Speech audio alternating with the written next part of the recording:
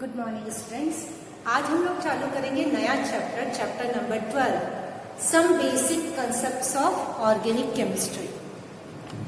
ये चैप्टर दोनों साल के लिए बहुत इंपॉर्टेंट है क्योंकि बेसिक कंसेप्ट्स। बात आती what is organic chemistry. Organic chemistry carbon और उसके कंपाउंड्स की फिजिकल केमिकल प्रॉपर्टीज के बारे में चर्चा करता है। Why carbon, only carbon. अभी तक जितने भी एलिमेंट्स खोजे जा चुके हैं लगभग 118, उसमें से एक सिंगल कार्बन को एक साइड रखते हैं, बाकी बचे हुए 117 कंपाउंड्स। कार्बन अकेला लगभग 40 लाख कंपाउंड्स सिंथेसाइज या बना चुका है, लेकिन बाकी 117 मिलकर 2 लाख के करीब भी कंपाउंड्स को फॉर्म्स नहीं करते। इट मीन्स वो अकेला इन सब पर भारी है और उनकी केमिस्ट्री, फिजिकल और केमिकल प्रॉपर्टीज को पढ़ने के लिए हम केमिस्ट्री की एक ब्रांच पूरी यूज करते हैं। It's known as organic chemistry. Organic chemistry is study of carbon and its compound, its physical, chemical, all the properties their factors affecting the properties is known as organic chemistry. But carbon में अकेले में ऐसा है क्या कि वो special अपना nature show करता है? Because carbon shows catenation. What is catenation? Hindi में से कहा जाता है शृंखलन, श्रृंखला बनाना। श्रृंखला means chain forming. Carbon forms compounds with the bonding with other carbon. अब वो कार्बन और कार्बन जुड़ते जाते हैं। अगर इंसान एक इंसान के साथ दूसरा, दूसरे से तीसरा जुड़ता जाए तो लंबी चेन बनती जाती है। Carbon and carbon forms long chain, branch chain, cyclic structure.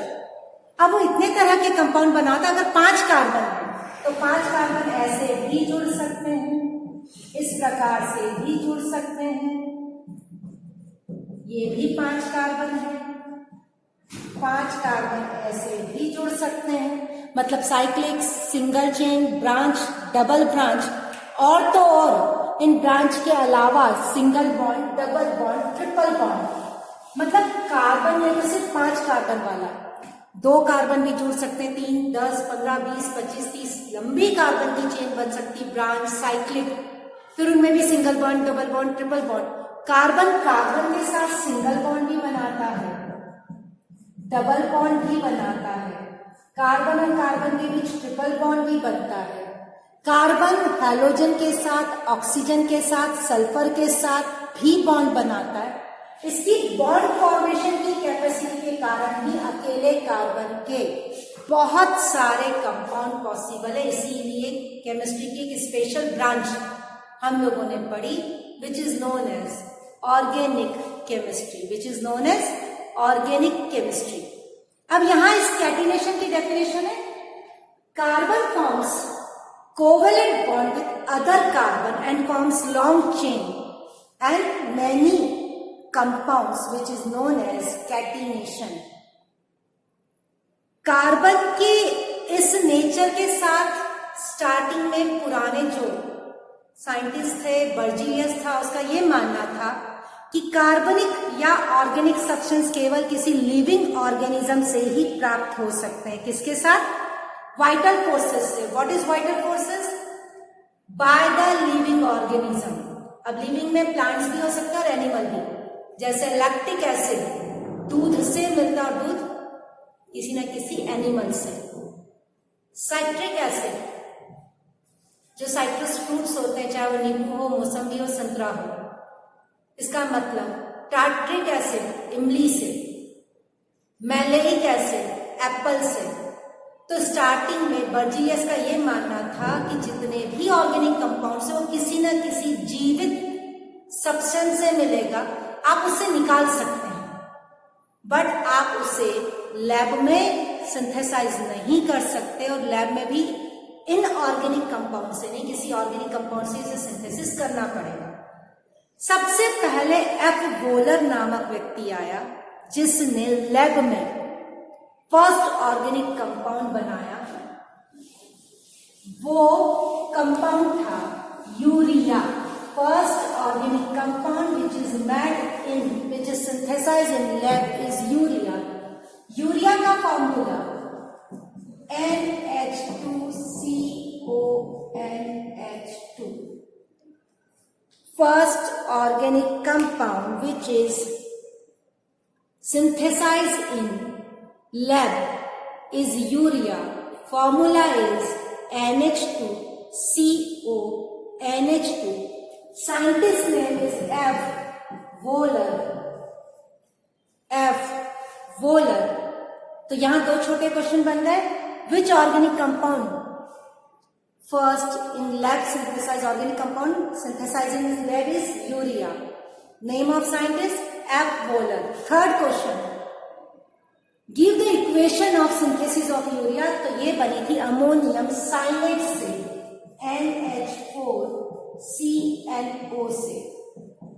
इस NH4CNO को जब हीट किया, गर्म किया, तो रीअरेंजमेंट हुआ. रीअरेंजमेंट मीन्स आपस में जगह बदलना. दो हाइड्रोजन इस जगह पर आ जाते हैं, O की जगह. O की वैलेंसी 2 ही, O वहां से हट जाता है. तो यहां से दो हाइड्रोजन गए यहां और O आया यहां. बन क्या जाएगा, दो चले गए तो बच गया NH2. उसके बाद है C के बाद है N. ये दो हाइड्रोजन यहां और O यहां.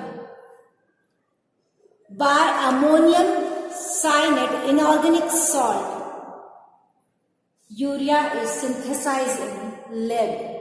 नेक्स्ट बात आती है, इसके अलावा बाद में तो फिर जब एक बार कोई रास्ता खुलता है तो फिर तो झड़ी लग जाती है. तो बर्जीलियस ने एसिटिक एसिड बनाया, वो भी लैब में बनाया. ऐसे एसिटिक एसिड सिरके के नाम से, विनेगर के नाम से हम लोग अपने आसपास यूज करते हैं. जो मार्केट का अचार है, एक अलग सा खट्टापन आता है. जो हम घर के अचार रहते हैं उसमें प्रिजर्वेटिव के रूप में ऑयल डालते हैं, नमक डालते हैं.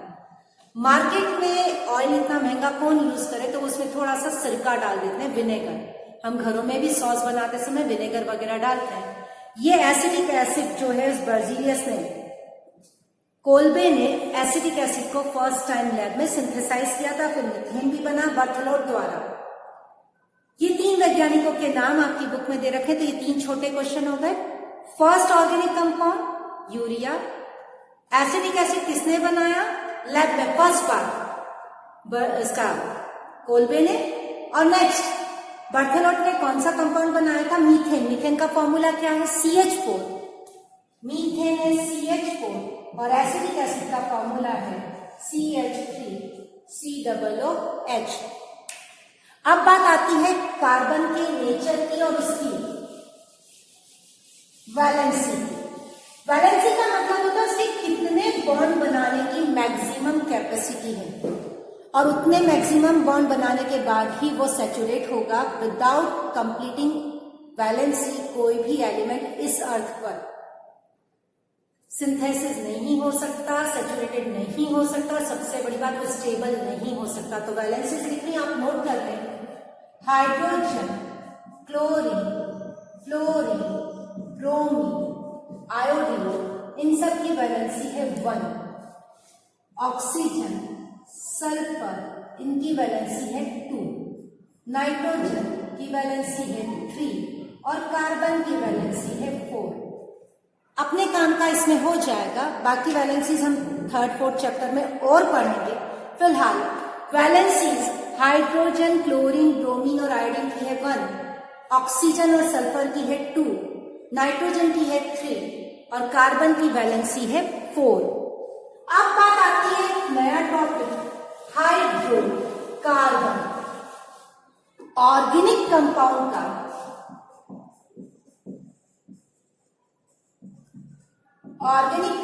का ऐसे compound which are made by carbon and hydrogen is known as hydrocarbon. ऐसे ऑर्गेनिक कंपाउंड जिनमें 2 ही चीजें हो, एक तो कार्बन दूसरा hydrogen, then it's known as hydrocarbon. ऐसे हाइड्रोकार्बन में कार्बन की वैलेंसीज या तो कार्बन के साथ या हाइड्रोजन के साथ जुड़ी होती है. इसको समझाने के लिए कहूं कि यदि मेरे पास इस प्रकार से कोई स्केलेटन दिया हुआ है, कार्बन का स्केलेटन, और कहा जाता है बैलेंस द हाइड्रोकार्बन, मतलब इसमें आपको हाइड्रोजन जोड़ने हैं. तरीका बहुत आसान है. हर कार्बन कार्बन की वैलेंसी है 4। अब आप ये देख लें कि वो कितने कार्बन से जुड़ा हुआ है। बची हुई वैलेंसी को हम हाइड्रोजन से बैलेंस करेंगे। जैसे ये एक बॉन्ड से जुड़ा है, इसका मतलब इसमें 3 हाइड्रोजन लग जाएंगे। बीच का डैश लगाए तो ठीक, नहीं लगाए तो कोई प्रॉब्लम नहीं है। ये भी एक बॉन्ड से जुड़ा है 3, बट ये वाला कार्बन 3 बॉन्ड से जुड़ा हुआ है। या तो आप नीचे एक लिख दें, मैं यहां लिख देती हूं, ये 3 से जुड़ा है, इसका मतलब एक H। अब इस कार्बन को देखें, चारों तरफ कार्बन पहले से ही जुड़े, तो उसमें हाइड्रोजन नहीं जुड़ेगा। 3। आपको कोई भी हाइड्रोकार्बन की चेन दी जाए तो आपका पहला काम हाइड्रोजन बैलेंस करके देखना। या तो उन्होंने बैलेंसिंग दी होगी, लेकिन मैं पढ़ाते समय हमेशा हाइड्रोजन नहीं लिखूंगी। आपको अपनी कॉपी में हमेशा उसे हाइड्रोजन बैलेंस करके लिखना है।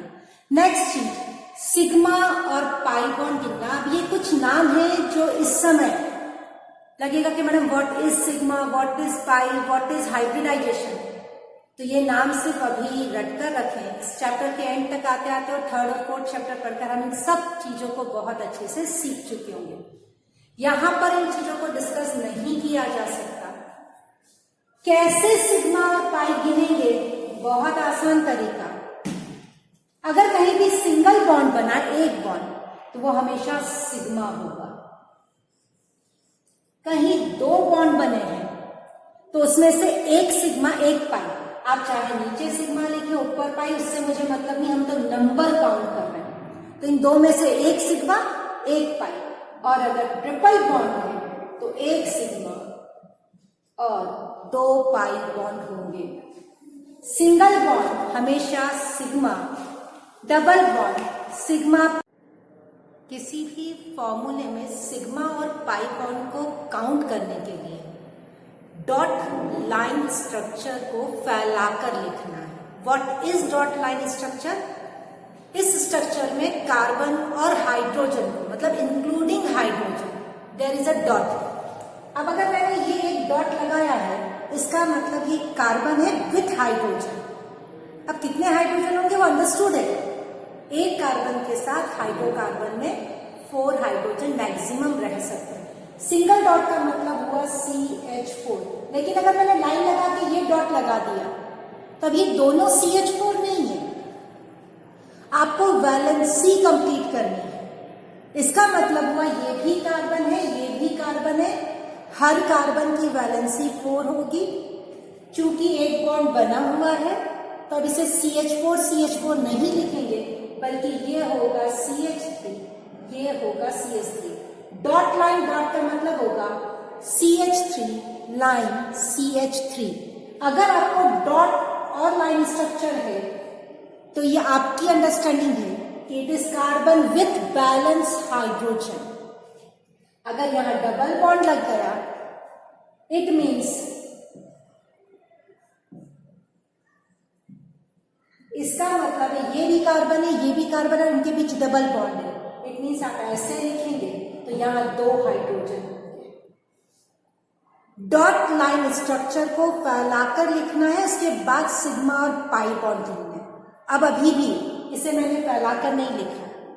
अगर मुझे सिग्मा और पाई बॉन्ड गिनने तो इन हाइड्रोजन को भी मैं फैलाकर लिखूंगी, बिकॉज कार्बन और हाइड्रोजन के बीच में भी सिंगल बॉन्ड और single bond is sigma bond. इसमें कोई कहता है how many sigma, how many pi, first sigma, second, 2 में से एक सिग्मा होगा, 3, 4, 5 सिग्मा 1 पाई।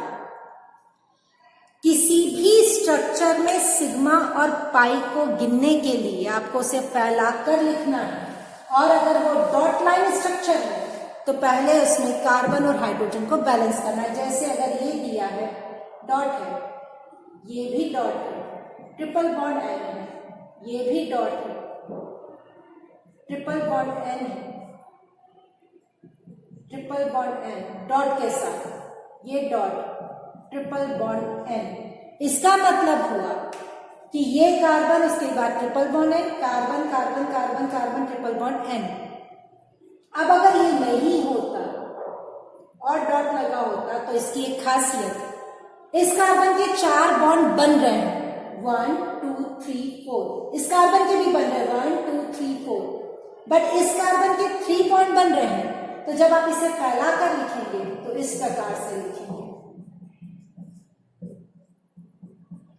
ये तो मैंने इसे फैलाया, इस कार्बन की वैलेंसी को कंप्लीट करने के लिए मैं इस पर एक हाइड्रोजन जोड़ूंगी। अब आप सिग्मा और पाई बॉन्ड गिन सकते हैं। सिग्मा के लिए 1 2 3 4 5 6 7 sigma, 2 4 6 pi, because triple bond में एक सिग्मा और 2 पाई बॉन्ड होते हैं। आपको रेगुलर वे में सिग्मा और पाई बॉन्ड गिनने हैं और इनके अलग अलग एग्जाम्पल करके देखने हैं। अब एक और नाम, हाइब्रिडाइजेशन। अब व्हाट इज हाइब्रिडाइजेशन? अपन थोड़ी सी देर पहले पढ़ चुके हैं कि हाइब्रिडाइजेशन क्या है। इसके लिए हम अलग से पूरा चैप्टर पढ़ेंगे, अभी सिर्फ शब्द पढ़ें। हाइब्रिडाइजेशन ये आपको याद करना है, जैसे बेंजीन। अब आप ऑर्गेनिक केमिस्ट्री पढ़ेंगे तो ये बेंजीन है, no it is not benzene. Benzene तब बनता है जब यहां पर 3 डबल बॉन्ड लगते हैं, किन्हीं भी अल्टरनेट 3 कार्बन पर डबल बॉन्ड हो हेक्सागन में, then it's known as a benzene. तो ये आपने याद किया। ऐसे ही आज 3 शब्द बता रहे हैं जिसे आपको याद करना है। उसके पहले इसमें सिग्मा और पाई बॉन्ड गिन ले अपन। आप कॉपी पेन लेकर बैठे, इसे फैलाकर लिखें और सिग्मा और पाई बॉन्ड गिने। मैं फैलाकर लिखना बता देती हूँ। दिस वन इज कार्बन, तो ये लिखाएगा carbon carbon carbon carbon, double bond लगा दे, बची वैलेंसी को हाइड्रोजन से, तो 1 2 3 है तो एक हाइड्रोजन जुड़ेगा, इसमें भी एक, इसमें भी एक। अब आपको सिग्मा और पाई बॉन्ड गिनने, आप खुद कोशिश करें। एक खास बात, कहीं भी अगर CN लिखा है तो ये आपकी अंडरस्टैंडिंग है, आपको हमेशा ध्यान रखना है कि अगर इस कार्बन के साथ केवल N जुड़ा, N के साथ कुछ नहीं, इट मीन C और N के बीच ट्रिपल बॉन्ड है। मतलब अगर मैं इस तरीके से लिख के दूं CH3 CO CH2 CN, इसका मतलब C के साथ 3 H जुड़े, तो आप इसे फैलाकर लिखेंगे CH3। इस CO का मतलब है कार्बन और ऑक्सीजन के बीच डबल बॉन्ड है। ये चीजें आपको धीरे धीरे याद रखनी है, देख के नहीं पता चलता।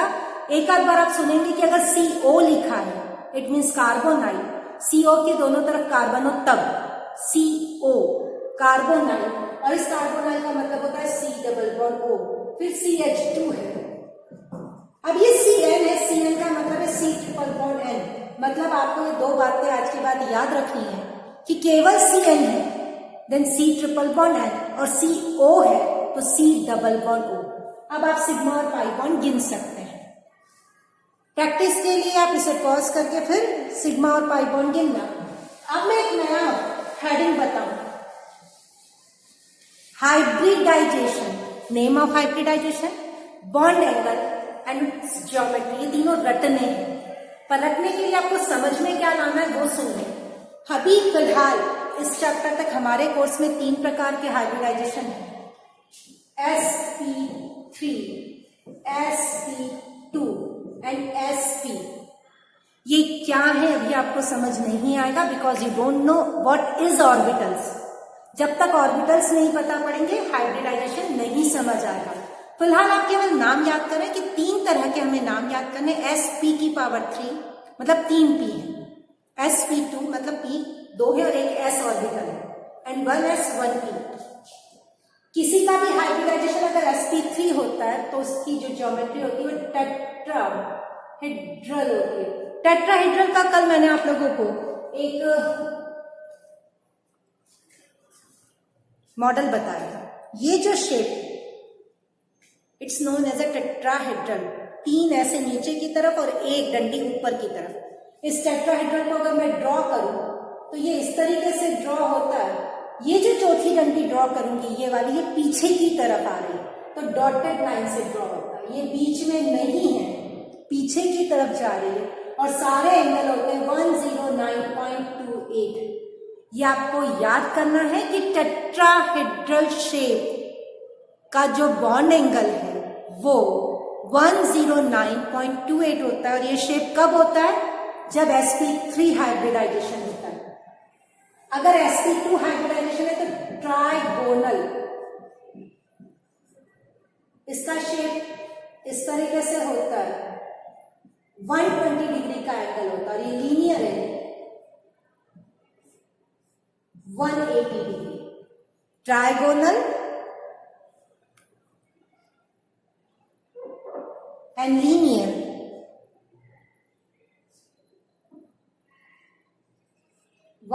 डिग्री। इन तीनों को अब कैसे निकालना है वो देखें कि अगर लॉन्ग चेन दे रखी है तो हम हाइब्रिडाइजेशन कैसे पता लगाएंगे। कार्बन की बात कर रहे हैं, ऑर्गेनिक केमिस्ट्री की बात कर रहे हैं। ये उतार लेने के बाद हम आगे की तरफ चले, एग्जाम्पल्स पर इनको कैसे अप्लाई करना है। तो यहां देखें, अगर किसी ऑर्गेनिक कंपाउंड में कार्बन केवल सिग्मा बॉन्ड बनाता है, कार्बन में सिग्मा बॉन्ड, पाई इज 0, केवल सिग्मा बना है, पाई इज 0, तब मैं सिग्मा बनाए तो नहीं लिख रही, pi is 0, then the sp3 hybridisation. अगर पाई 1 है तो sp2, और अगर पाई का नंबर 2 है तो उस कार्बन का हाइब्रिडाइजेशन sp होगा। यदि कार्बन जो अपने आसपास जुड़ा है सब तरफ से केवल सिग्मा बॉन्ड से जुड़ा, मीन्स पाई 0, तो उस कार्बन का हाइब्रिडाइजेशन sp3 होगा। अब अगर हाइब्रिडाइजेशन sp3 है, it means tetrahedral shape, 109.28 bond angle. अगर sp2 है तो ट्राइगोनल शेप, 120 डिग्री एंगल, और sp है तो 180 डिग्री।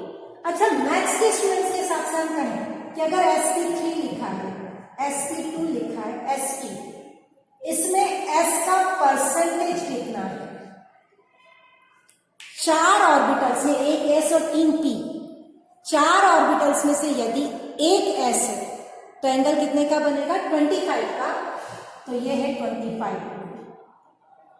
3 में से 2 है, p और s है 1, 3 में से 1 कितना परसेंटेज? तो 3, 1/3 मतलब 33.33। sp 2 में से 1 मीन्स 50%।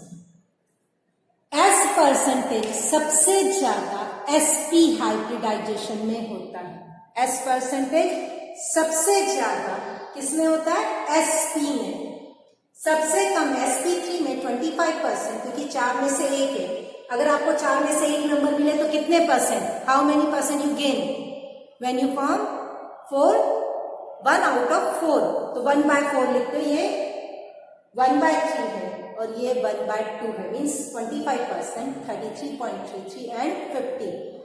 जब आप बुक की रीडिंग लगाएंगे तो एक पैराग्राफ में ये लिख रखा है कि sp हाइब्रिडाइजेशन में s परसेंटेज सबसे ज्यादा होता है। सो electron negativity is more the s percentage, more the electron negativity. फिर हमारी गाड़ी आकर अटकी कि madam what is electron negativity. ये चैप्टर में टर्म्स खूब सारी हैं, बट ये टर्म्स एक ही चैप्टर में हम नहीं समझा पाएंगे। बहुत सारी टर्म्स हैं जो हम अलग अलग चैप्टर में समझेंगे। तो फिलहाल फिर रटे, more the s percentage, more the electronegativity. ऐसे इलेक्ट्रॉन नेगेटिविटी को एक छोटे से शब्द में कहूं, शेयरिंग इलेक्ट्रॉन को अपनी ओर अट्रैक्ट करने की पावर। बट यहां ये पूरा समझ नहीं आएगा, हम जब 3rd चैप्टर पढ़ेंगे तब समझ आएगा। फिलहाल किसी कंपाउंड में कार्बन का हाइब्रिडाइजेशन पता करना, तो आप कैसे पता करेंगे? तो पहले कंपाउंड लिखो। मैंने कंपाउंड लिखा है,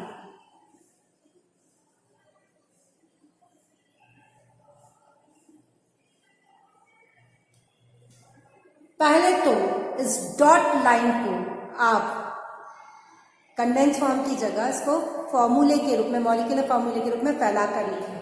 तो ये होगा CH3, ये वाला होगा CH2, ये C के साथ डबल बॉन्ड है तो यहाँ H आएगा बिकॉज 1 2 3 हो गए।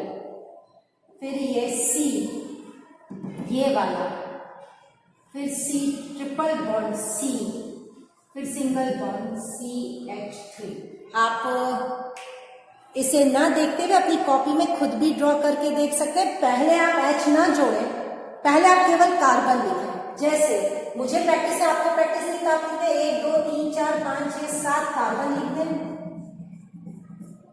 पहला काम 7 कार्बन आपने ड्रॉ कर दिए। फिर आप देखें थर्ड और फोर्थ के बीच में डबल बॉन्ड है, फिफ्थ और सिक्स के बीच में ट्रिपल बॉन्ड है, ऐसे लगा दें। अब हाइड्रोजन बैलेंस करें। इसमें 1 बॉन्ड बना है मतलब 3, इसमें 2 बॉन्ड बने मतलब 2, इसमें 3 बॉन्ड बने हुए 1 और 3। किसी भी एग्जाम्पल में जब आपको सिग्मा पाई काउंट करना हो या हाइब्रिडाइजेशन निकालना हो, पहले उसे फैलाकर लिखें। सिग्मा पाई के लिए तो इन H को भी फैलाकर लिख लें, क्योंकक्योंकि वो H भी सिग्मा बॉन्ड बनाते हैं। इसका मतलब ये H3 ना लिखकर 1 2 3, ये H2 ना लिखकर 1 2, लोअर साइड अपर साइड कहीं भी लिख सकते हैं। अगर सिग्मा और पाई गिनना है तो सिंगल सिंगल बॉन्ड को सिग्मा गिने, डबल बॉन्ड में से एक सिग्मा गिन ले, ट्रिपल बॉन्ड में से एक सिग्मा गिन ले। अपन गिनते हैं 1 2 3 4 5 6 7 8, इसमें से एक होगा 9 10 11 12 13 14 15 16 तो होगा सिग्मा, एक पाई दूसरा पाई तीसरा पाई। आप आराम से घर पर 16 सिग्मा 3 पाई, 16 सिग्मा 3 पाई घर पर आराम से लिखकर प्रैक्टिस कर सकते हैं। फिलहाल अब आगे मैं आपको बताऊं हाइब्रिडाइजेशन पता करना। मैं इन कार्बन्स को नंबर दे दूं, number 1 carbon, 2 carbon, 3 carbon, 4 carbon, 5th carbon, 6 carbon, 7 carbon. एक मिनट, इसमें एक और एग्जांपल बताना है मुझे।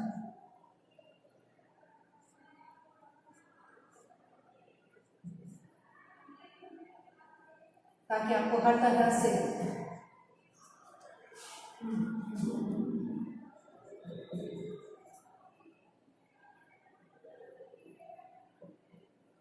मुझे सारे एक ही में बता सकूं 10 कार्बन। सबसे पहले देखो कि वो कार्बन अपने आसपास कितने पाई बॉन्ड बना रहा है। मैं सिग्मा नहीं गिन रही हूं, अपने आसपास वो कार्बन कितने पाई बॉन्ड बना रहा है। भाई ये तो सिग्मा है, तो इस 1 नंबर वाले में 0 पाई है। ये मैं क्या लिख रही हूं, पाई के नंबर लिख रही हूं। सिंगल बॉन्ड है। कार्बन और कार्बन के बीच देखना है, कार्बन और हाइड्रोजन के बीच तो हमेशा ही सिग्मा होता है। इस कार्बन और इस कार्बन के बीच भी सिग्मा है, इधर भी सिग्मा है, दोनों साइड देखना है। तो फिर पाई कितना हो गया 0। इस कार्बन को देखिए, इधर एक सिग्मा, ये भी सिग्मा बट एक पाई, तो पाई का नंबर हो गया 1। अब इसकी बात करें, इधर 1 इधर 0, 1 पाई। इस कार्बन की बात करें 2 पाई, इस कार्बन की 2 0, इसकी बात करें 1 पाई। अब खास बात है इसकी देखें, 9th वाले कार्बन को, 9th वाले में इधर भी डबल बॉन्ड बना, इधर भी डबल बॉन्ड बना, मतलब दोनों तरफ एक एक सिग्मा और एक एक पाई। हम केवल पाई बॉन्ड गिन रहे हैं, तो 9th वाले में 2 पाई और 10th वाले में 1 पाई। सिग्मा और पाई गिनने के लिए अलग तरीका, मुझे भी केवल पाई काउंट करने, ड्यू टू हाइब्रिडाइजेशन काउंट कर रही हूं। थोड़ी सी देर पहले लिखा था पाई 0, तो sp3 1, sp2 2, तो sp। अब यहां देख रहे हैं 0 है, sp3 ये भी 0 है, sp3 1 है, sp2 sp2 sp sp sp3 sp2 sp। फिर आपको अगर कोई पूछता है व्हाट इज ज्योमेट्री, sp3 की ज्योमेट्री होती है टेट्राहेड्रल, ट्राइगोनल, लीनियर। तो जहां जहां जैसा आया है आप ज्योमेट्री भी लिख सकते हैं और उसका बॉन्ड एंगल भी लिख सकते हैं कि वो क्या होगा। एक बहुत सिंपल सा क्वेश्चन कि अगर कोई पूछता है HCl में कार्बन का हाइब्रिडाइजेशन बताएं, what is hybridisation of C in HCl? पहले आप इसे फैला कर लिखें। C में इधर तो सिग्मा बॉन्ड है, इधर एक सिग्मा और 2 पाई। इस C के पास 2 पाई है। अगर 2 पाई है तो हाइब्रिडाइजेशन हो जाएगा sp, स्ट्रक्चर हो जाएगा लीनियर, बॉन्ड एंगल हो जाएगा 180। आप किसी भी कंपाउंड में उस कार्बन का, सब कार्बन का अलग अलग हो सकता है, आप उस कार्बन का हाइब्रिडाइजेशन पता लगा सकते हैं। और हाइब्रिडाइजेशन के आधार पर हम क्या पता लगा सकते हैं? उसका स्ट्रक्चर एंड बॉन्ड एंगल। जैसे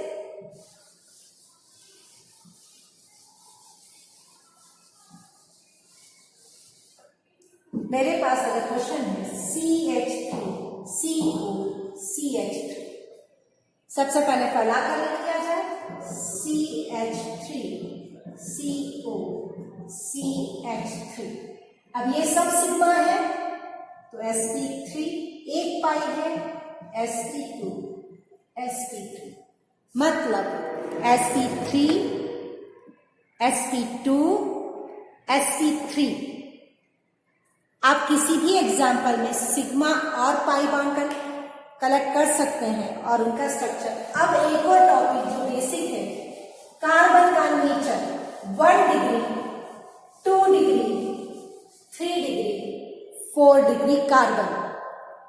कार्बन लॉन्ग चेन में या ब्रांच चेन में या साइक्लिक चेन में अपने आसपास कितने कार्बन से जुड़ा है? अगर वो एक कार्बन से अपने आसपास जुड़ा है तो 1 डिग्री, जिसे प्राइमरी कहते हैं, 2 डिग्री सेकेंडरी, 3 डिग्री टर्शरी और 4 डिग्री क्वाड्रेटिक कहलाता है। जैसे अभी मैं अब हाइड्रोजन फिलहाल नहीं लिख रही, बैलेंस करे बिना गलत है, लेकिन मेरे को भी सिर्फ समझाना है तो मैं हाइड्रोजन नहीं लिख रही।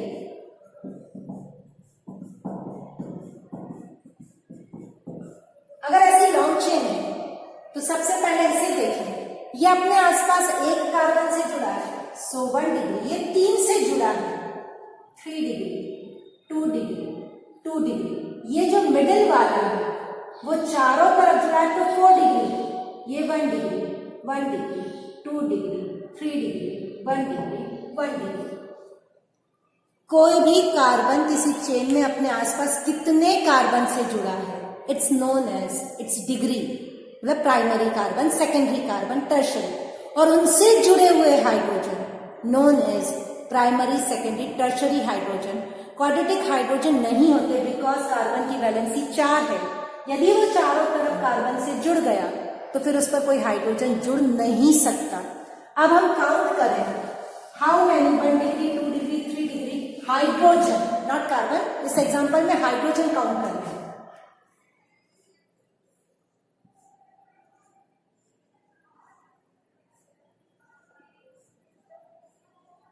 चलिए पहले तो अगर आपको कुछ भी काउंट करना है फैलाकर लिखने की आदत डालें ताकि हम सिग्मा या कार्बन या हाइड्रोजन बता सकें। तो पहले तो 1 2 3 4 5 6 7 कार्बन लिख दूं। 4th नंबर पर ऊपर की तरफ एक, ऐसे ऊपर नीचे उससे कोई फर्क नहीं पड़ना, पर फिर भी जैसा बना है मैं वैसा ही बना दूं। पहले तो कार्बन देख लें। ऐसे अगर आपको कार्बन पता चल जाए तो हाइड्रोजन इसमें लिखे बिना भी हम काउंट कर सकते हैं, बिकॉज 1 डिग्री कार्बन से 3 हाइड्रोजन जुड़े होंगे, 2 डिग्री से 2, 3 डिग्री से 1 और क्वाड्रेटिक से 1 भी नहीं, तो हम आसानी से काउंट कर सकते हैं। सबसे पहले ये 1 डिग्री है, ये 2 degree 2 degree 3 degree 2 degree 1 degree 1 degree 1 degree 1 degree 4 degree. Carbon की बात करूं तो 1 डिग्री कार्बन कितने, 1 2 3 4 5 कार्बन है, तो हाइड्रोजन कितने हो जाएंगे? 1 डिग्री हर कार्बन से 3 हाइड्रोजन जुड़ते हैं। आप चाहे तो देख लें, यहां 3 जुड़ेंगे, 3 3 3, तो इंटू 3 कर दें। 2 डिग्री कार्बन कितने, तो 1 2 3,